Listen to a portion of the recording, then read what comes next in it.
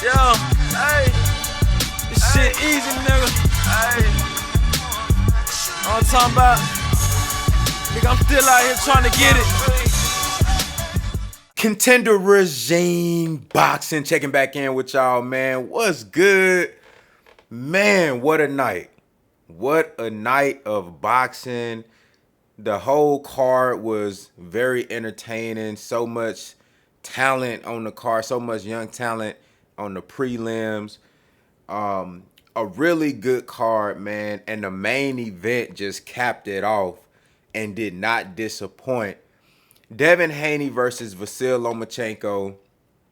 As we all seen, Devin Haney, the undisputed champion, and still in his second defense of all four titles as the undisputed champion. Some shit that you rarely see in the sport of boxing. Most guys get the belts, become undisputed if they can achieve that, because there's very few that can ever achieve that. Once they get those titles, they typically drop out of belts and move up to the next division. But Devin Haney, this is his second defense of all four. And he done it versus an all-time great fighter, future Hall of Famer, two-time gold medalist in Lomachenko. Y'all know his resume. We talked about it leading up to this fight extensively. And neither fighter disappointed. It was a great fight. Both guys brought their A game. Devin Haney won. I scored the fight 7-5, 115 to 113. I was watching the fight with a couple of the homies. One of my homies even had it 116, 114, 116, 112, 8-4 for Devin Haney. And throughout the fight, like just watching the fight, it was very action-packed, very tactical. It was a high-level chess match as I expected. Both guys did a lot of the things that I said that they needed to do in my in-depth analysis to win the fight. And I think that's what made this fight difficult for a lot of fans to be able to judge. And I'll tell you another thing that made it difficult, going back to, watching the fight with the homies. We were talking, like, listening to the commentary throughout the fight. Like, bro, they were extremely biased for Lomachenko. Tim Bradley is a fucking disgrace. I mean, bruh, that Max Kellerman, Tim Bradley, these guys were overly excited for every little thing that Lomachenko did. Max Kellerman's unofficial scorecards were absolutely horrendous. How the fuck you give Lomachenko the 12th round? The same way one of them judges gave Devin Haney the 10th, where Loma landed them straight left hands. I thought that was egregious. I thought the proper score was 7-5 for Devin Haney. You could have scored it 8-4 depending on a couple of those swing rounds. But the commentary was terrible. And then on top of that, of course, it's America. The same way you had people booing Deontay Wilder when you got Tyson Fury coming from overseas. All these people cheering for Tyson Fury, but booing the American champion, Deontay Wilder. It's the same shit. You had all them people in there repping the Ukraine. All these folks cheering for Lomachenko, the guy coming from overseas. And they booing the American undisputed champion. Bro, this ain't some shit that we ain't never seen before. We know how this shit go when you got one of them coming over here fighting a black American champion on their home. So you know how this shit go. You know what I'm saying? That's why Devin Haney took the approach as the villain. That's why he pushed Lomachenko before the fight. He already know he gonna be the villain anyway. He already know you motherfuckers hating anyway. A lot of these fighters and a lot of these fans. That's why people screaming robbery, because you motherfuckers mad that the guy that you didn't want to win won. You already made it up in your mind that you wanted Lomachenko to win, especially after he pushed Lomachenko at the weigh-in. You had it made up in your mind that you wanted Loma to win, and now that he lost the fight rightfully, you claiming robbery. You did what I'm saying? But it was a great fight, man. The biased commentary was egregious. The fans in the crowd making noise for every little thing Loma did was comical, but that's to be expected because I've seen that so many times in the sport of boxing. That's why I thought it was clever when Devin Haney walked to the ring, and then before he got in the ropes, he turned to the crowd and, like, you know what I'm saying? Like, tried to get the crowd on his side. I thought that was clever. That could work in your favor or against you. You can antagonize the crowd and just to kind of, get in their head and just kind of get them to make noise, bring excitement around a fight. And then on top of that, you could also get them on your side. I thought that was a clever thing. At one point, the fans started screaming, Haney, Haney. I think it was in the first round because Haney started to come forward early in the fight and he was landing big shots, big body shots. He was landing shit on the gloves. He was landing meaningful shit. So I thought the crowd element was interesting, but the crowd, they were, throughout the fight when Loma would throw like little pity pat shots that Devin Haney was evading, blocking, punches, he was rolling with shots, and they making noise like Loma really landing big shit. Now, let's break down the fight. First, I scored a 7-5. First round I gave to Devin Haney. I thought Devin Haney came out, established his dominance. He was the ring general for the whole first half of the fight, in my opinion. I love the fact that Devin Haney came out and pushed Lomachenko back. He came out and walked forward. People saying that he gave up his reach and his height. But I told y'all, and many other people that broke down this fight told y'all that Lomachenko is comfortable coming forward. So what should Devin Haney do as the bigger fighter, as the bigger, stronger guy? You should impose your size on him, push Lomachenko back, and make him uncomfortable. That's exactly what Devin Haney did. What I also said, Devin Haney needs to invest in the body, which is what he did through the duration of the fight. Another thing I said, I wanted to see the right uppercut from Devin Haney, and he threw that shit consistently throughout the fight to the head and to the body, but mostly to the body. It was fucking beautiful. So that's what he did in the first round. Came out the second round. Now, the second round was a little bit more scrappy. Some would call it a swing round, but I love Devin Haney's, again, his dominance in the second round. He continued on the trend from the first round, came out popping the jab. He was going to the head, to the body with it, and then he was just landing really good body shots. And again, he pushed Lomachenko back in the second round, fought very well from mid-range, and then he also started to push Lomachenko back. The third round I gave to Lomachenko, that was a clear Lomachenko round for me. I thought Loma kind of started to realize that Devin was trying to push him back, and, he wanted to kind of create some resistance. And, he started to get closer with that straight left hand. We know Loma loved to throw straight punches. I thought Lomachenko did a good job of, making Devin Haney work for the big shots that he was trying to land, going to the body. He did his best to make Devin Haney work for those shots, and I saw that in the third round. He started to show more lateral movement. He tried to create angles, but Devin Haney really didn't allow him to create too many blind spots the same way he do with everybody else, dancing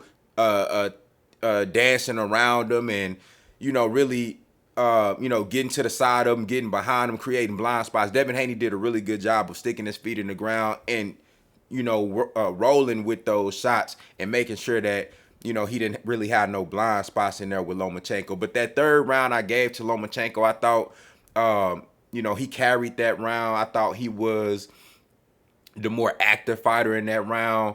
And going into the fourth, I had Devin Haney winning the fourth, fifth, sixth, and seventh rounds. I thought Devin Haney had picked up a lot of momentum.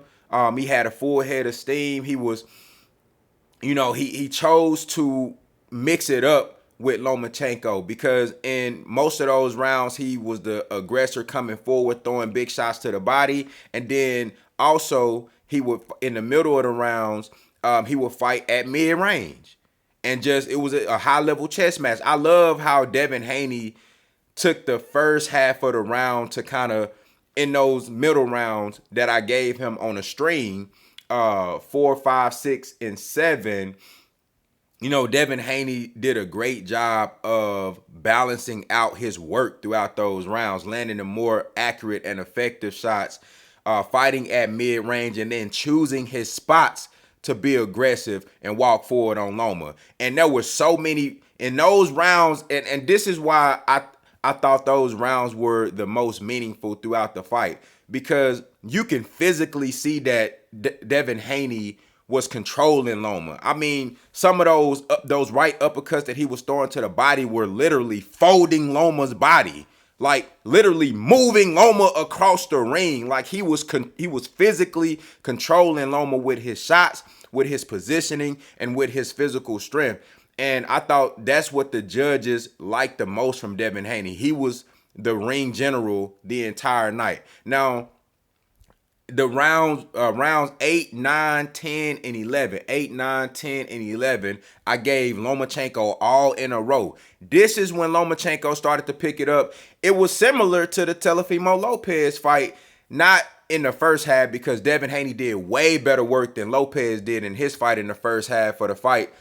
Because it was more so Loma not throwing no punches. Loma was actually on his shit in this fight. He was sharp as fuck. It was just that Devin Haney was better. Devin Haney actually imposed his size and his ability on Loma in the first half of the fight, and Loma was there for the work. It's just that Devin Haney got the better of the exchanges. But in the second half of the fight, similar to the Lopez fight, Loma turned it up, and he started landing really good shots. He found a home for that straight left, as I knew he would at some point. Remember, I told y'all in my breakdown, I said, at some point, Devin Haney gonna have to go to war, because at some point Loma gonna find a home for his weapons, and he did. So Loma started to land a straight left. I thought Loma could have went to the body more. That's probably why he wasn't able to slow down Devin Haney earlier. Devin Haney did start to slow down, I would say around 9, round 10. He started to slow down, and I think he went to the corner and, he told Bill Haney, he was trying to, let him know what he was seeing in the ring. It seemed like they were kind of on two different pages, but in the 12th round, Devin Haney, seemed like he kind of figured it out for himself. And, he pressed the gas in the 12th round, closed out the fight. I thought the 12th round was a clear Devin Haney round. And for me, that's what decided the fight, because I had Devin Haney up 6-5 going into the 12th, because I gave Loma the round 8, 9, 10, and 11. And Devin Haney went out there in the 12th round and he closed it out. He threw the harder shots. He landed the harder shots. He was the more active fighter. He looked like the more fresher fighter in the 12th round. And he closed it out as a champion, man. It was a great fight. It was a fight that this was the type of fight that we expected. Now, people claiming robbery, like, y'all gotta stop this shit, bruh. If a fight is scored 7-5, 115, or 113, how the fuck is it a robbery? And then I got the same people that's claiming robbery saying they got Loma winning 7-5 and admitting that there were swing rounds. If there were swing rounds and you got either fighter winning 7-5, how the fuck is it a robbery? That mean it was a close competitive fight. Now, I think Devin Haney clearly did the better work. I thought Devin Haney was the ring generalship for most of the fight, and I thought he was the more dominant fighter. Lomachenko did land some really good straight lefts late in the fight. He did that. I give him credit for that. But it's Lomachenko. We expected him to have success. It's Lomachenko. This is the best fighting the best. This is the elite fighting the elite. With everything on the line, I told y'all, this the best. Devin Haney just beat the best Lomachenko you ever seen. The most experienced Lomachenko at the peak of his prime at 35 years old, younger than Terrence Crawford. Gotta keep it in perspective. You know what I'm saying? For Undisputed, Lomachenko's first opportunity at Undisputed. Maybe his last opportunity at Undisputed. All the belts on the line. Fighting an undefeated young undisputed champion. Devin Haney just beat the best Lomachenko you ever seen. Devin Haney got the best resume at 135. That's facts. Devin Haney pound for pound top 5 in the sport. That's facts. And a lot of you motherfuckers that's claiming robbery, you mad because you didn't want to see Devin Haney win anyway. And if they would have gave the nod to Lomachenko, y'all would have been shitting on Devin Haney. All you motherfuckers made it up in your mind that you wanted to see Devin Haney lose the moment, even before the push. But after the push, at the weigh-in, that was all you needed to see for you to say, for you to make up in your mind that if this fight close, I'm giving it to Loma. Fuck out of here. Devin Haney won the fight, and rightfully so. The undisputed champion, and still, big facts. Big facts. Go back and watch the fight. 7-5 for Devin Haney. And if you scored at 8-4, I ain't mad at you because there were swing rounds. Now, if you scored this fight a draw, even though I disagree, I'm not mad at that either because it was a very close fight. It was a very close fight. You dig what I'm saying? But come on, bro. Y'all got to stop with this robbery shit, bro. These are the type of outcomes you get when you get the best fighting the best. This ain't no great fighter fighting a fucking peon or some, up and coming, highly touted prospect fighting a car salesman or some shit. No, these are the two elite fighters. This the type, I know y'all used to seeing bummy ass matches. I know y'all not used to seeing shit like this. Y'all not used to seeing the best fighting the best. Y'all not used to seeing close fights. So you don't know how to fucking score fights. I know y'all not used to this shit. Y'all used to seeing goddamn Rolly Romero's and shit. Fucking Ryan Garcia. This ain't that. This is Devin Haney versus Vasyl Lomachenko. I know y'all not used to seeing close matches. I know y'all not used to seeing competitive matches. But this what happens when the best fight the best. And the fact that y'all screaming robbery is one of the reasons why some of these fighters don't want to test their skills versus the best. Because you motherfuckers don't know what the fuck you talking about. Shit crazy, bro. Look, shout out to Devin Haney, man. Very good performance, man. Very good performance. I'm so impressed with Devin Haney. He literally did everything that I said that he needed to do. I did want to see the jab a little bit more. But I know he was focused on getting inside and getting to the body and showing his dominance and pushing Loma back because Loma not used to fighting going backwards. So I knew that Devin Haney was going to do that. But aside from that small critique using the jab a little bit more, and then also I thought he faded a little bit in the 8th, in the 9th and the 10th round. You know what I'm saying? So work on that. That could be the weight cut. But we'll see how he look going forward. Shout out to Lomachenko as well, man. He put up a great performance. Great performance. He just lost to a better fighter. He lost to a better fighter. It happens. Just because it's a close fight, bro, don't mean it's a robbery. And stop fucking listening to them commentators, especially top-ranking ESPN, because they be, oh my God, bro, that shit was so egregious, dog. I'm talking about Tim Bradley sucking Loma off the whole night, bro. This man, oh my God, Loma, oh yeah, oh my God, Loma, oh yo, you done pissed him off now, oh, it's Loma.